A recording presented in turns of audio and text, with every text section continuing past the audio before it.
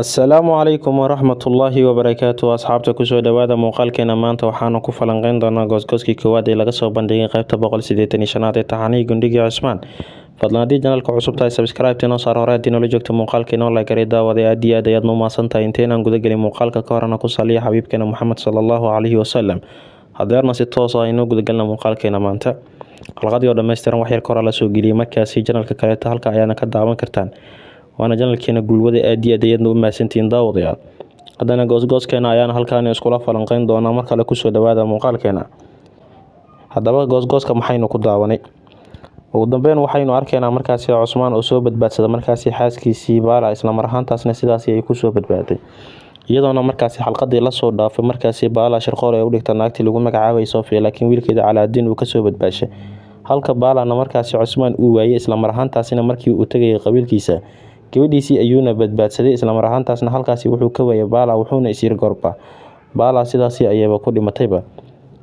Kadibna waa uu baarayaa goobta ay ku sugan tahay wuxuuna ugu dambeyn soo ogaanayaa Baala wuuna soo helayaa oo cunugiisa Calaadin ayaaba u keenayaba. Iyadoona markaasi intuusan u keenin kor xitaa laga yaabay in Cusmaan markaasi faraskii Baala uu arkay sida goosgooska lagu daawanayaba. Labadoodina sidaasi ayay ku kulmayaan markaasi Cusmaan iyo sidoo kaleba Baala. Kadibna wuxuu leeyahay markaasi adiga mar walbeeta aniga garabkayga ayaa tahay. Xitaa geerida hataa waxay ka baqanaysaa markaasi labadeena inayna kala geysa ay leedahay. Sidaas darteed aniga adiga mar walba hal wada ayaanu markaasi ku wada taagnaanayna oo ku wada joogaynaa. Halka Baalana ay leedahay markaasi alaajadeeda u yeeraysa oo faraskeeda.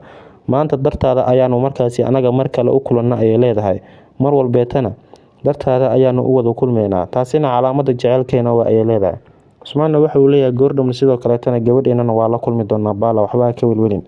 Halka wiilkiisa Calaadin aynu arkayna isagoo la dagaalamaya markaasi ciidamada Kirishtaanka isagoona baabi'inayo doonayana markaasi inuu wax raala uu ka soo helo markaasi gabadhiisa la dhalatay ee walaashiisii ahayd Xaliima. Waxa uuna doonayaa markaasi inuu galo markaasi aqxisaar qalcadda lagu magacaabo. Wuxuuna leeyahay markaasi qalcadda aqxisaar waan gelayaa raad ku saabsan gabadha walaasheeda si aan u soo helana waan soo helayaa ayuu leeyahay. Wuxuuna cadeynaya goobta markaasi ee walaasheeda ee markaasi ku sugan tahay. Kadibna waxaanu arkaynaa Sofia oo markaasi isla mar ahaantaasina doonayso inay ka taqasusho markaasi gabadha lagu magacaabo Xaliima qofkii soo koriyay oo lagu magacaabo markaasi qof oo baadiriyada oo naaga. Waxayna leedahay markaasi uma maleynayo baadiriyadii soo barbaarisay Xaliima in ay noqon doonto mid hadlaysa helisto. Ma laga yaabaa markaasi Baala iyo haddii ay soo baxaan qoftaas wax akhbaar ah inay ka helayaan.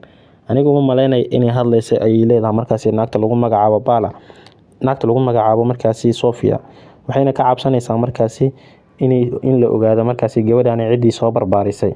Isla mar ahaantaasna Baala iyagoo laftirkooda waxa ay markaasi ogaanayaan oo ama ay helayaan markaasi akhbaar sheegayso goobta ay laga heli karo markaasi gabadheeda.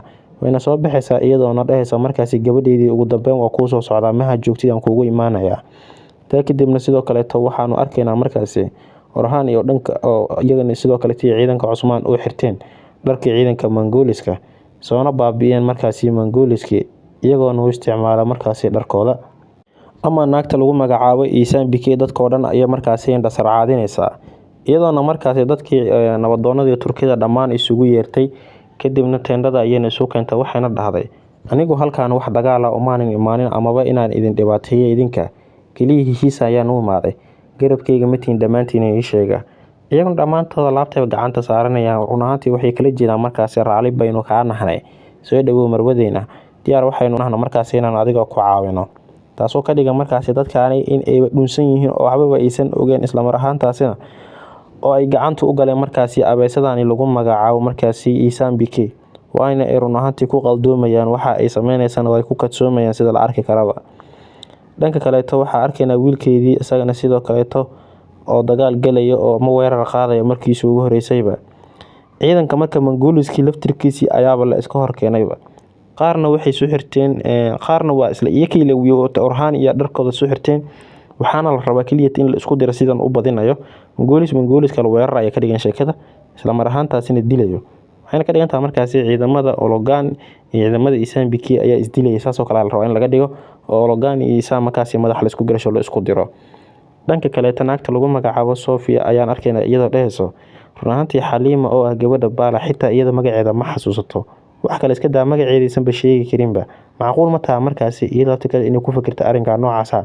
Sidoo kale naagtii iyada soo barbaarisayna inay sheegta ayaan ka cabsanay ay leedahay wayna soo bixaysaa isla mar ahaantaasina waxay u soo bixaysaa dhanka iyo markaasi goobtii ay ku sugnayd naagtani. Waxaan arkaynaa markaasi Bala iyo sidoo kale Holoveri dhamaantood iyagoo soo xirtay markaasi dhanka dharka ay xirtaan markaasi gabdhaha baadiriyada wayna soo baxayaan si ay ula kulmaan islaantaasi.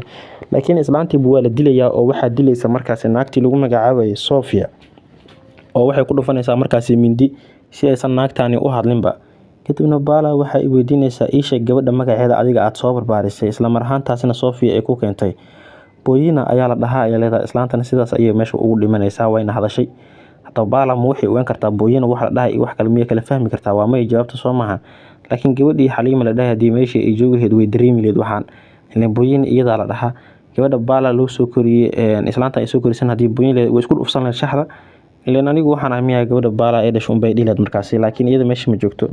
Hadda kadib Bala hal xiraalo kala loo sii dirayba oo ah inay baraadisaba gabar Booyina la dhahayo si ay u soo ogaato markaasi gabadheeda saxda ah. Hadda waxaa laga yaabaa Bala hadii qabiilkeeda dib ugu soo laabataba Cusmaan iyo wada fadhigana ay ku sheegta markaasi ayna tiraado gabadheena naagta lagu magacaabo Sofia magaca Booyina u bixisay. Xaliimana meesha ay soo fadhiisato wayba dareemaysaa qofka laga hadlay inay iyada soo maahan sidaas aynu ku fahmi kartaa.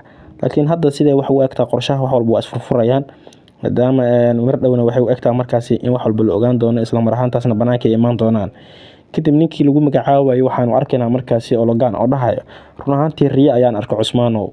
Kadibna riyadaasi waxay ku saabsantaa wax kale ma ahan faracaaga dabar go'ay ayaa arkay uu leeyahay. Taasi waxay ka dhigan tahay in aniga ku baabi'in doono gibigaagaba nasalkiina dhan ayaana markaasi soo afjaraya ayuu leeyahay. Halka Cusmaan uu leeyahay markaasi yeedu sideeda banaanba faraceeda ma dabar go ayuu leeyahay. Halka dabacooyinka markaasi ay iska riyoodaan waxaagana riyo bay ku eegin ayuu leeyahay hadaa run sheegaysa soo soco aniga waxaa diyaar waa inaan ku dilo doqoyn xunka. Kadibna waxaanu arkaynaa markaasi Cusmaan oo dhahayo aniga adduunyadani waxaan u imi ayuu leeyahay si aan markaasi shaabada cadaaladda aan dhafoorkaaga u saaro doqoyn xunka ah taasoo marnaba aanan ka zuuleenin maanta ayaana ka saaraya ayuu leeyahay isagoo kala jeeda markaasi ninka lagu magacaabo Ologaan taasoo u eg markaasi Ologaan in markiisa ugu dambeysay ay tahay Cusmaan uu ka sii doono maxaa yeelay Cusmaan gacantiisa ayuu soo galay. Cusmaan geerkiisa ciidankiisa ayaa joogan waxayna ka dhigan tahay markaasi in Ologaan waqtigiisii uu gabi ahaan basoo idlaaday maadaama laga maarmi karo cadow ahaan inuu asaga taxanaha ugu sii jiraado maadaama Mongolis matali kara booskiisa la helay sida naagta lagu magacaabo hadeer Isan BK iyo wiilkeeda Sargon iyo sidoo kale dhanka kale iyadoo la heli kara markaasi naagta Sofia lagu magacaabo. Marka sidaas darteeda ninkani doorkiisa inuu soo ilaalo ayay u badan tahay halka Cusmaan uu doonayay markaasi shaabadii cadaaladda inuu dhafoorkiisa ninkani saaro sidaas darteedana goosgooska sida ayuuba ku soo dhamaanaya. Cusmaan oo gacanta ku dhigay ninkii Ologaan ahaa diyaarna waa markaasi inuu ka sii madaxa ka jaro maadaama Ologaan markiisii ugu dambeysaba uu ka siiyay markaasi dad fara badan qabaa'ilada Cusmaan qabaa'ilada ku hareeraysan qaar ka midana oo sidaas ku dilay. Marka sidaas darteeda ninkii la socday isaga ee Artuga lagu magacaabayna waa uu badbaadayaa sidii xalqada hadda la soo dhaafay dhamaadkeedii ka dhacdayba isagu waxa uu isku qarxiyay dadkii godka ku jiray laakiin isaga mid sidaas ku dhimanaya ma ahan. Waxayna u badan tahay akhiiran safka Cusmaan inuu soo ahaan doono isaga. Muuqaalkeena maanta intaas ku soo koobaya daawadayaal aad u mahadsantihiin. Haddaba wixii fikirkiina dhankoose comments-ka nagula wadaaga muuqaalkiisa inta ku kulmi doono waxaan idinkaga tegayaa salaanta islaamka. Salaamullaahi calaykum wa rahmatullaahi wa barakaatuhu.